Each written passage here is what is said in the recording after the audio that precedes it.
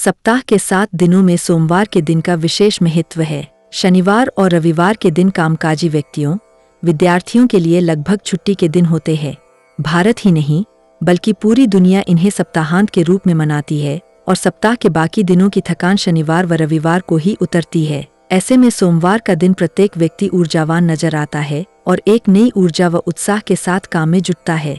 लेकिन सोमवार का दिन सिर्फ सांसारिक कार्यों के लिए महत्वपूर्ण नहीं है, बल्कि धार्मिक रूप से भी इस दिन का बहुत अधिक महत्व है। दरअसल यह दिन भगवान भोलेनाथ का दिन माना जाता है। मान्यता है कि सोमवार के दिन भगवान शिव की पूजा करने से उपासक को मनोवांछित फल मिलता है।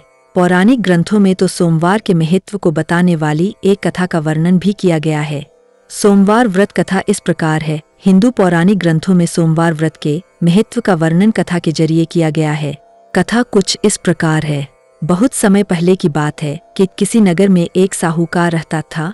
वह बहुत ही धर्मात्मा साहूकार था और भगवान शिव का भक्त भी। हर सोमवार भगवान शिव की उपासना करना और विधिनुसार उपवास रखना उसका नियम था। धन धान्य से उसका घर भरा हुआ था, लेकिन उसे एक बड़ा भारी दुख भी था। वह यह कि उसकी कोई संतान नहीं। एक दिन क्या हुआ कि माता पार्वती उस शिव भक्त साहूकार के बारे भगवान शिव से बोली कि यह तो आपका भक्त है, बड़ा धर्मात्मा भी है, दान पुण्य करता रहता है, इसकी आत्मा भी बिल्कुल पवित्र है, फिर आप इसकी मनोकामना को पूर्ण क्यों नहीं करते? तब भगवान शिव बोले, इस संसार में सबको अपने कर्मों का फल भोगना पड़ता है। इसके दुख का कारण इसके पूर्व जन्म में किए गए कुछ पाप है। माँ पार्वती बोली, मुझसे भक्त की पीड़ा नहीं देखी जाती, आप इसे पुत्र प्राप्ति का वरदान दे। अब माँ पार्वती की जिद के आगे भगवान मजबूर हो गए और साहूकार को पुत्र रत्न की प्राप्ति का वरदान दे दिए, लेकिन साथ ही कहा कि यह बालक केवल 12 वर्ष तक ही जीवित रहेगा। अब संयोगवश साहूकार भी ये सब बातें सुन रहा था। उसे न तो भगवान शिव के वरदान पर खुशी हुई, समय आने पर उसकी संतान हुई, लेकिन साहूकार को तो पता था इसकी सांसें कितनी लंबी है। फिर भी साहूकार ने धर्मकर्म के कार्यों को जारी रखा और थोड़ा बड़ा होने पर लड़के के मामा को बुलाकर उसके साथ काशी शिक्षा पाने के लिए भेज दी। साहूकार ने उन्हें बहुत सारा धन भी दिया और कहा कि रास्ते में यज्ञ हवन करते हुए जाना और ब्राह्मणों को दान दक्षिणा भी देना। साहूकार के कहे अनुसार वे रास्ते में सच्चे मन से यज्ञ हवन करते हुए जा रहे थे कि रास्ते में एक नगर में राजा अपनी कन्या का विवाह करा रहा था। वहीं जिससे कन्या का विवाह तय हुआ वह एक आग से काना था और इस बात को राजा से छुपाया गया था। पोल खुलने के डर से लड़के वालों ने मामा भांजे को पकड़ लिया और भांजे को काने दूल्हे के स्थान पर मंडप में बैठाकर शादी करा दी। अब लड़के ने मौका पाकर राजकुमारी के दुपट्टे पर सच्चाई लिख दी, जिससे बात राजा तक भी पहुंच गए। उसने अपनी कन्या को न भेजकर बारात को वापस लौटा दी। उधर मामा भांजा काशी की ओर बढ़ गए। अब लड़के की शिक्षा भी संपन्न हो गई और उसकी आयु भी 12 वर्ष की हो गई। शिक्षा पूरी होने के कारण उन्होंने काशी में एक बड़े यज्ञ का आयोजन किया, लेकिन लड़के की तबीयत खराब हो गई तो उसे मामा ने आराम करने के लिए भेज दिया। चूंकि उसका समय पूरा हो चुका था, इसलिए लेटते ही लड़के की मृत्यु हो गई। भांजे को मृत देख मामा की हालत खराब हो गई। वह विलाप करने लगा। संयोगवश भगवान शिव और माँ पार्वती वहीं से गुजर रहे थे। इस रुदन को देखकर माँ पार्वती से रहा नहीं गया और भगवान शिव से अनुरोध किया कि इसके दुख को दूर करे। जब दुख का कारण भगवान शिव ने देखा तो कहा कि यह तो उसी साहूकार का लड़का है जिसे मैंने ही 12 वर्ष की आयु का वरदान दिया था। अब तो इसका समय पूरा हो गया है।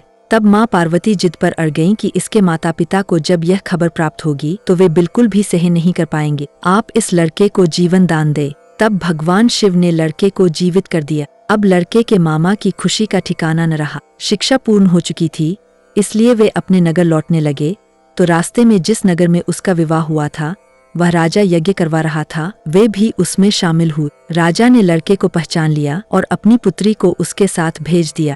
उधर साहूकार और उसकी पत्नी अन्न जल छोड़ चुके थे और संकल्प कर चुके थे कि यदि उन्हें पुत्र की मृत्यु का समाचार मिला तो वे जीवित नहीं रहेंगे। उसी रात सपने में साहूकार को भगवान शिव ने दर्शन दिए और कहा, हे भक्त, तुम्हारी श्रद्धा व भक्ति को देखकर सोमवार का व्रत रखने व कथा करने से मैं प्रसन्न हूँ और तुम्हारे पुत्र को दीर्घायु का वरदान देता हूँ।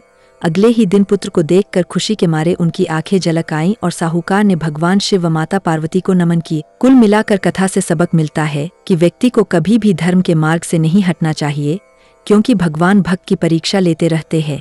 सोमवार का व्रत करने व कथा सुनने पढ़ने से व्रती की मनोकामनाएं अवश्य पूर्ण होती है। सोमवार का व्रत भगवान शिव को प्रसन्न करने के लिए किया जाता है। माना जाता है कि लगातार 16 सोमवार व्रत करने से समस्त इच्छाएं पूर्ण होती है। विशेषकर अविवाहित लड़कियां अपनी इच्छा का वर पाने के लिए 16 सोमवार का व्रत रखती है।